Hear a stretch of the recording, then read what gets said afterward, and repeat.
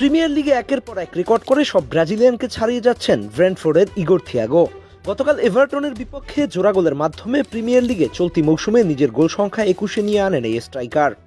এর মাধ্যমে তিনি এক মৌসুমে 20 বা তার বেশি গোল করা প্রথম ব্রাজিলিয়ান ফুটবলার হিসেবে ইতিহাসে নাম লেখান।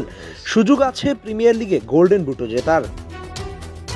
ম্যাচের শুরু থেকেই নিজের উপস্থিতি জানান দেন থিয়াগো। খেলা শুরুর মাত্র 3 মিনিটের মাথায় পেনাল্টি থেকে গোল করে দলকে এগিয়ে দেন তিনি। এই গোলের মাধ্যমে চলতি সিজনে প্রিমিয়ার লিগে নিজের গোল সংখ্যা 20-এর ঘরে নিয়ে যান থিয়াগো। প্রিমিয়ার লিগে এতদিন যেসব ব্রাজিলিয়ান তারকা খেলেছেন তাদের কেউই এক মৌসুমে 20 গোলের মাইলফলক স্পর্শ করতে পারেনি।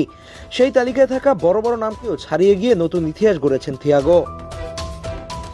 শুধু এখানেই থেমে থাকেননি তিনি। ম্যাচের 76তম মিনিটে আবারও গোল করে ব্রেন্টফোর্ডকে এগিয়ে দেন তিনি। যদিও এই গোলটি কিছুটা ভাগ্যের ছোঁয়ায় আসে, সতীর্থের শট তার শরীরে লেগে জালে ঢুকে যায়, তবুও গোল তো গোলই, আর সেই গোলই তাকে নিয়ে যায় 21 গোলের মাইলফলকে।